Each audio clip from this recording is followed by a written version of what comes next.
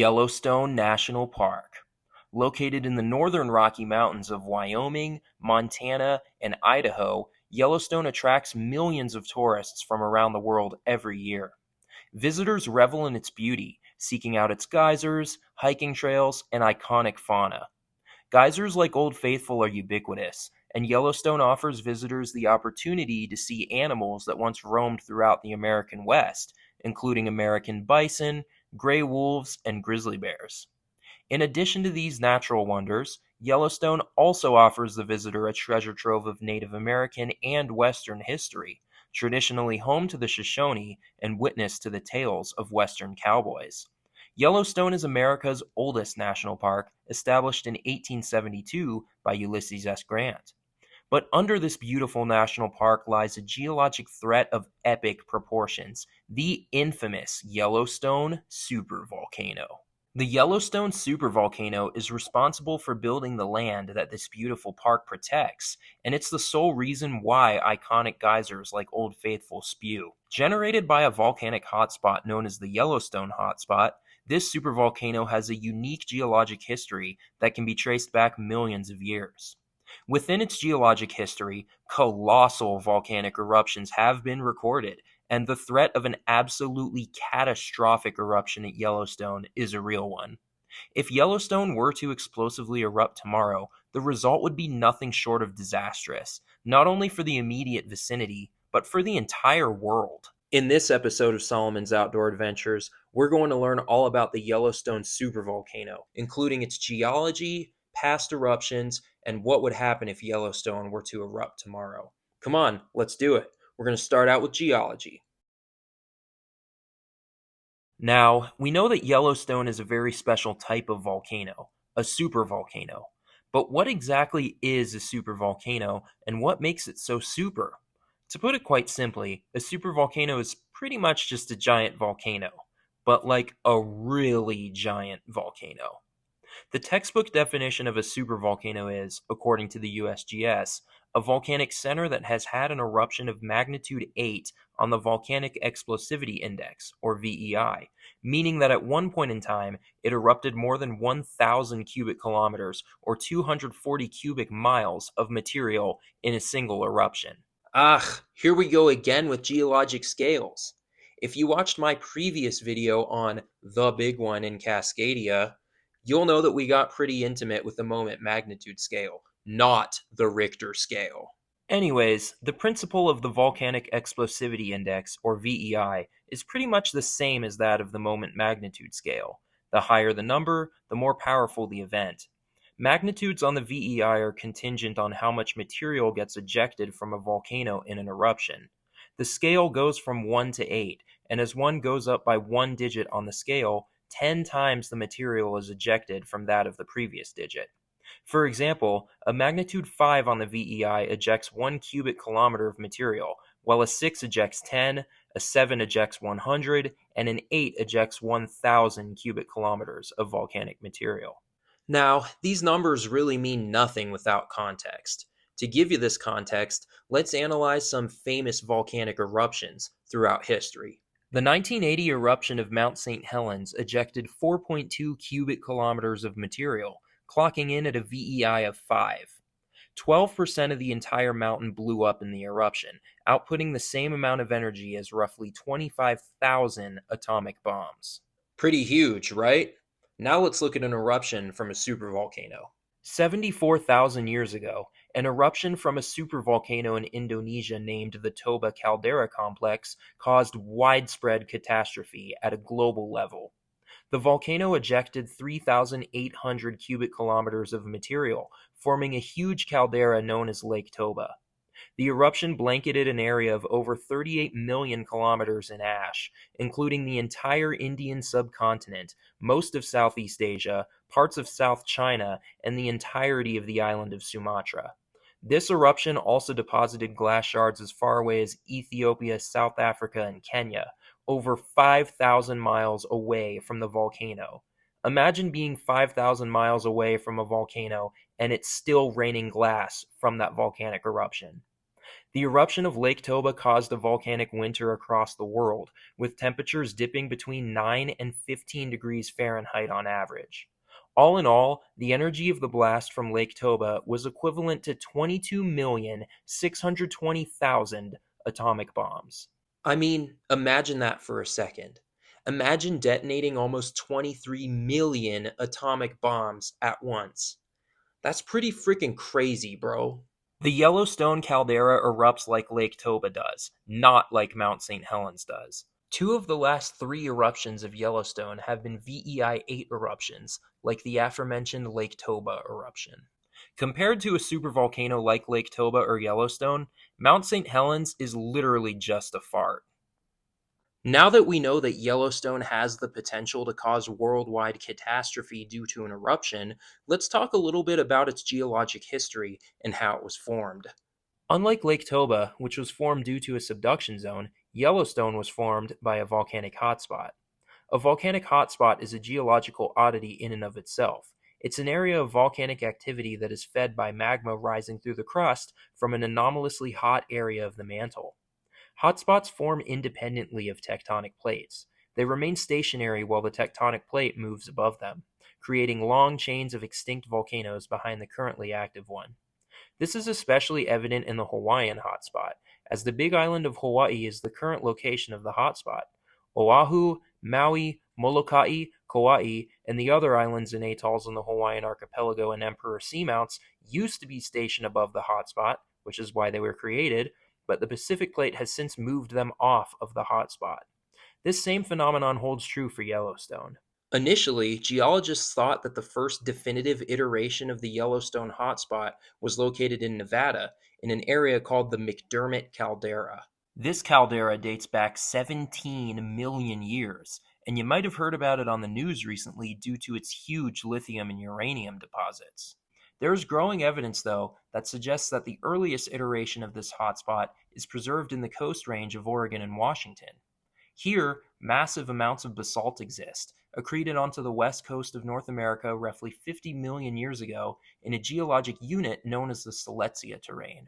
The Silesia Terrane originated as a massive archipelago just off the west coast of North America roughly 55 million years ago, quite similar in geology to Hawaii.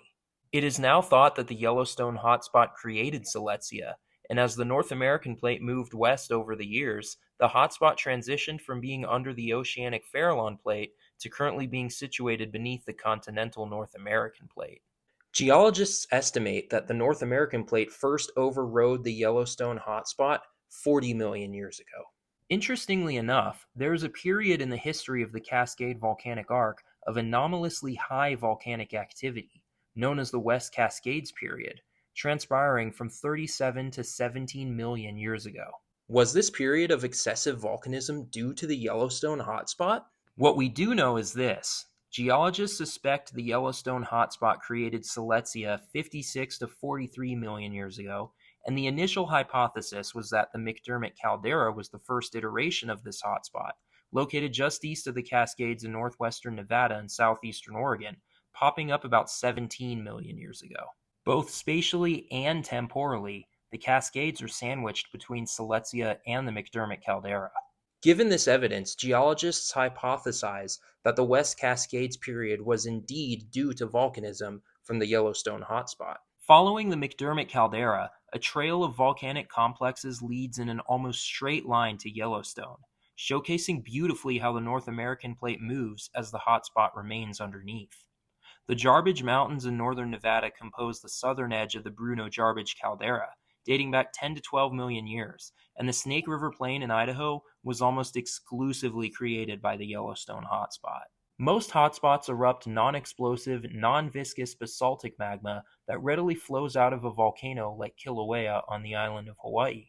This is due to the fact that most hotspots, Hawaii, Tahiti, the Galapagos Islands, etc., are situated below oceanic plates. The same does not hold true for Yellowstone. Because it's situated beneath the North American plate, the magma upwelled from the mantle has a chance to evolve into silicon-rich rhyolite due to its interaction with the granite of the continental crust of North America. This causes problems for us humans, because instead of erupting fluid-like lava like Hawaii, Yellowstone is chock full of explosive, viscous lava that erupts like a bomb rather than a fountain. With that being said, though, Yellowstone doesn't just erupt rhyolite, it also erupts tons of basalt. It's the rhyolite eruptions that we gotta worry about, though. The basalt ones just create lava flows. Our current iteration of the Yellowstone supervolcano has existed for the past 2.1 million years. Within these 2.1 million years, the volcano has cataclysmically erupted thrice, forming a caldera three times in highly explosive and highly deadly eruptions. The first took place 2.1 million years ago, ejecting 2,400 cubic kilometers of material. The second eruption took place 1.3 million years ago and was quite a bit smaller than the first, ejecting 280 cubic kilometers of material and clocking in at a VEI of 7. The most recent large eruption occurred 640,000 years ago and sent out 1,000 cubic kilometers of material. All of these three eruptions formed calderas. Caldera means cauldron or boiler in Spanish, and a caldera is basically a huge crater caused by a volcanic eruption that destroyed the volcano. Yellowstone is home to three calderas, each one caused by each aforementioned eruption. If we do some quick math, we can extrapolate an average frequency of eruption. We have three events in the past 2.1 million years. Simple math tells us that 2.1 million years divided by 3 yields an average of one event every 700,000 years. Unfortunately, that math isn't sound. A more accurate frequency can be calculated by taking the average of time between the three events. Event 2 took place 800,000 years after Event 1, and Event 3 took place 660,000 years after Event 2. The average of 800,000 and 660,000 gives us a slightly larger interval than the bad incorrect math does, suggesting one supervolcano eruption every 730,000 years. Again, an average is just an average, and this calculation is hardly scientifically sound. We only have a sample size of 3 events after all. With that being said, though, this does give us a good baseline of what we can expect. So this timeline really visualizes things. We can see that our last major eruption at Yellowstone occurred 640,000 years ago, and with an average eruption interval of 730,000 years, we really aren't expecting a big eruption at Yellowstone to occur for another 90,000 to 100,000 years. Although unlikely, there is a small possibility of Yellowstone cataclysmically erupting tomorrow. People that are way better at math than me have calculated the likelihood of Yellowstone blowing in full VEI8 cataclysmic supervolcano fashion tomorrow. Geologic statisticians give it a 0.00014% chance, or 1 in 730,000 odds. Geologists expect the next supervolcano eruption at Yellowstone to occur in about 100,000 years. I say supervolcano eruption because technically Yellowstone is constantly erupting. Geysers are considered eruptions, and small lava flows often occur.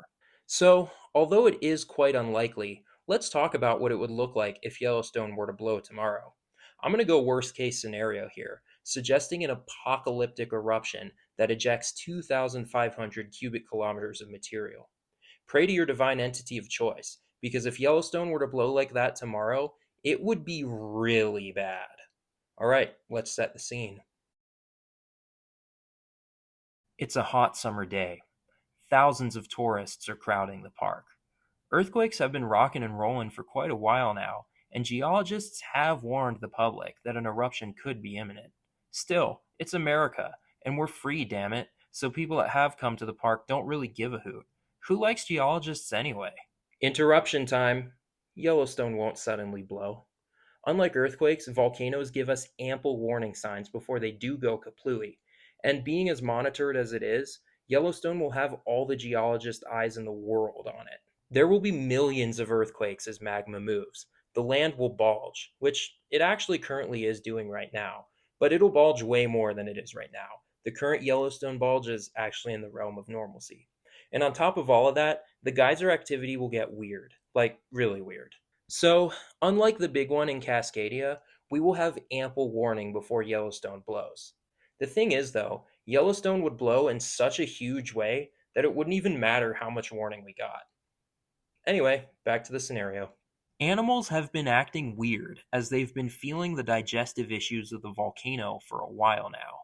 Yellowstone is acting like my digestive tract after I ingest dairy products without a lactate. It's upset, loud, rumbly, and in imminent danger of an explosive eruption. Ah, the many joys of being mixed Jewish and Asian. A few months ago, earthquakes were beginning to ramp up, but not like this. It's almost a constant shake under Yellowstone. Suddenly, a couple big ones rip. We're talking magnitude 7s. The volcano is ready to evacuate its insides. Now. It isn't just Yellowstone tourists that feel this. In Grand Teton National Park, tourists wonder what the heck is going on.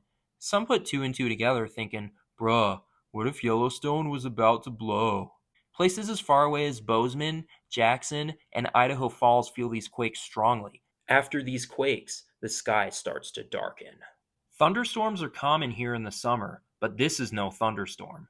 All of the tourists in the park have instantly died, swallowed up by the hot contents of the earth.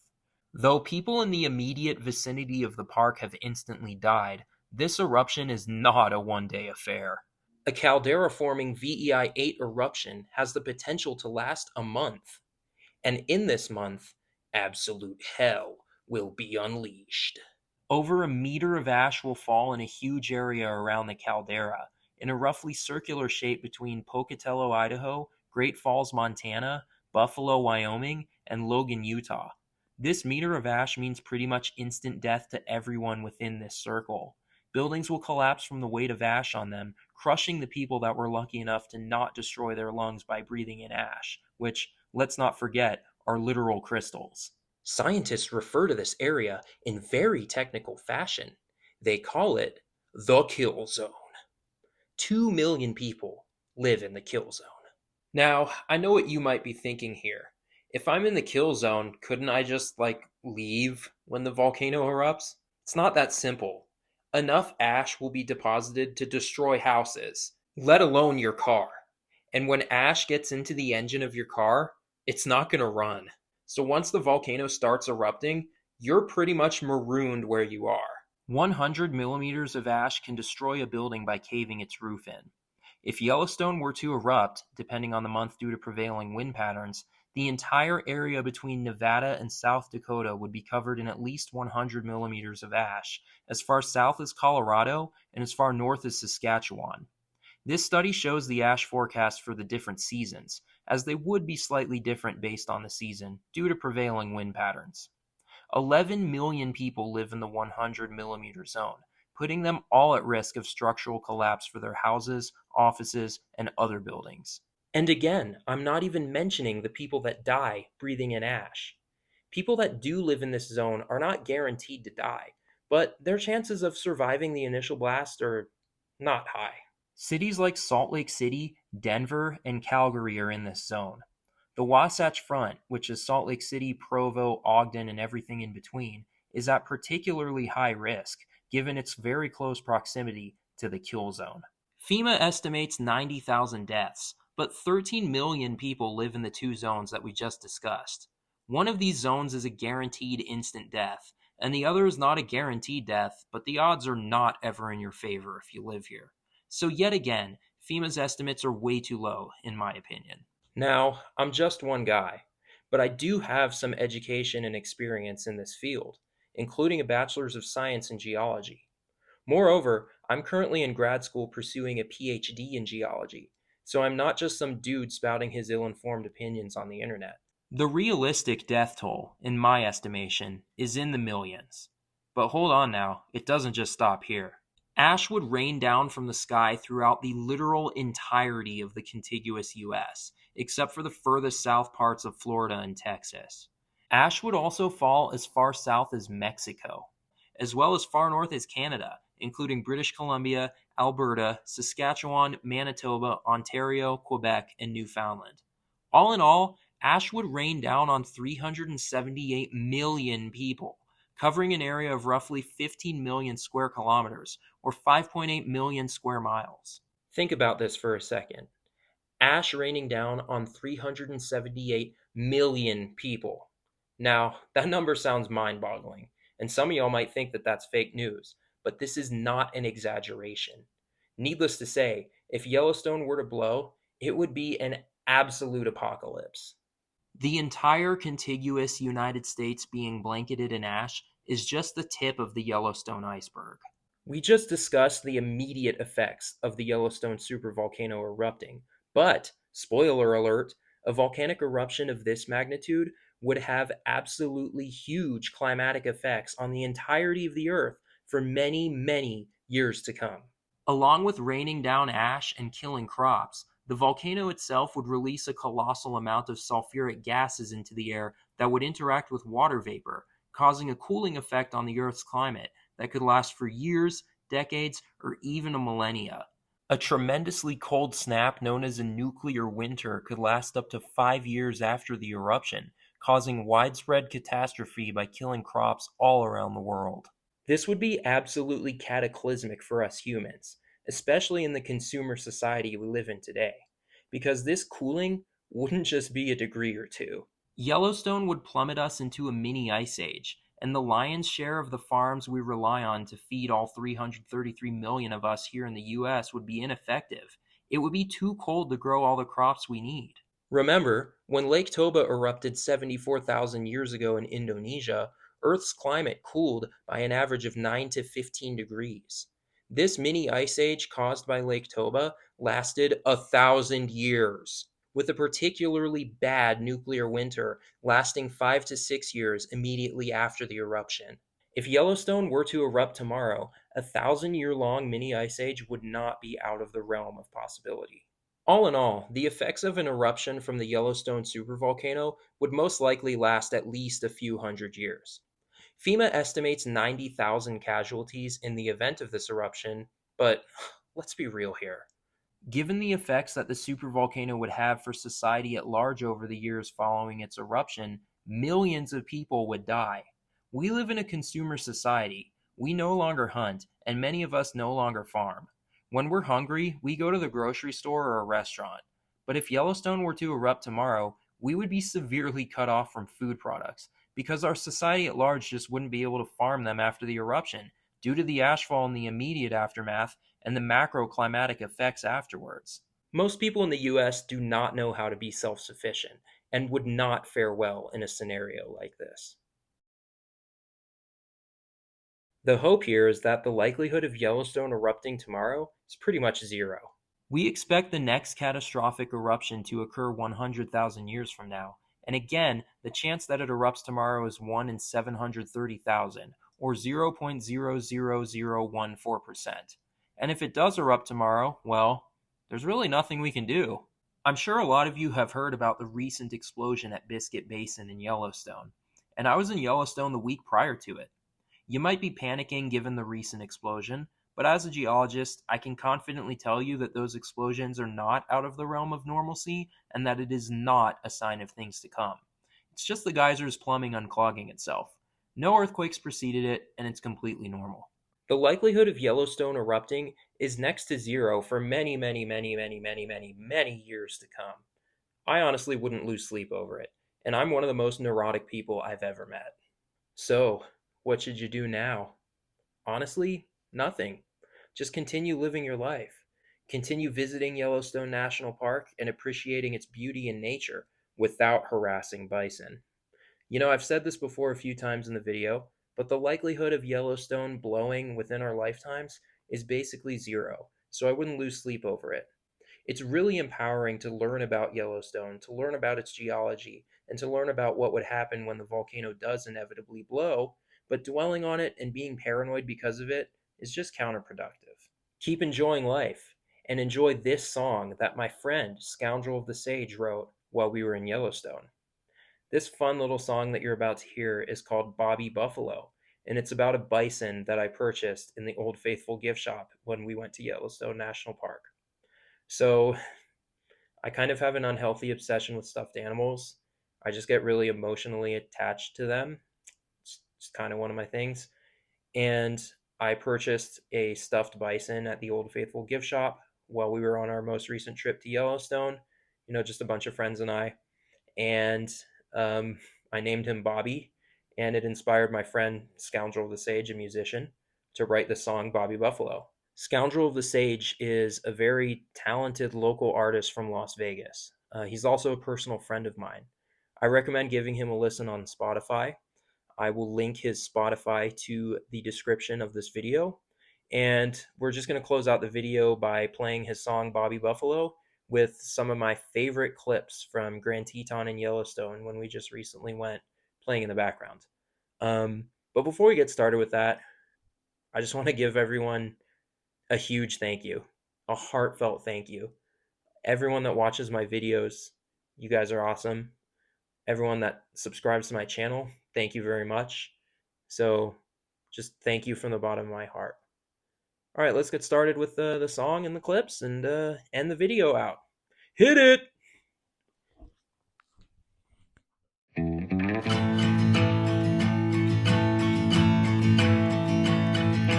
Up in the country where the geysers blow, where white water rapids flow, that's where you will find Bobby Buffalo. Bobby Buffalo. Don't mistake him for a cow or try to yoke him with the plow. That's not the way you treat Bobby Buffalo. Bobby Buffalo. He's 6 feet tall and 11 feet long. If you try to lift him, I hope you're strong. My friend with shaggy hair, that's Bobby Buffalo. Bobby Buffalo. His pals stay together as a herd. They sometimes roll around in dirt. Yeah, he's got the life, Bobby Buffalo. Bobby Buffalo. Gladly shares his home with folks, but be sure not to get too close, or you'll get the horns from Bobby Buffalo. Bobby Buffalo. But now I have to tell you the truth. Bobby's real name is Bison? Bobby Bison. Bobby Bison. Bobby Bison. But you can still call him Bobby Buffalo. Bobby Buffalo. Bobby Buffalo. Bobby Buffalo. Thank you for tuning in to another episode of Solomon's Outdoor Adventures. If you enjoy content like this, please like the video and subscribe to the channel, and check out some of our other adventures right here. As always, guys, thanks again, and peace!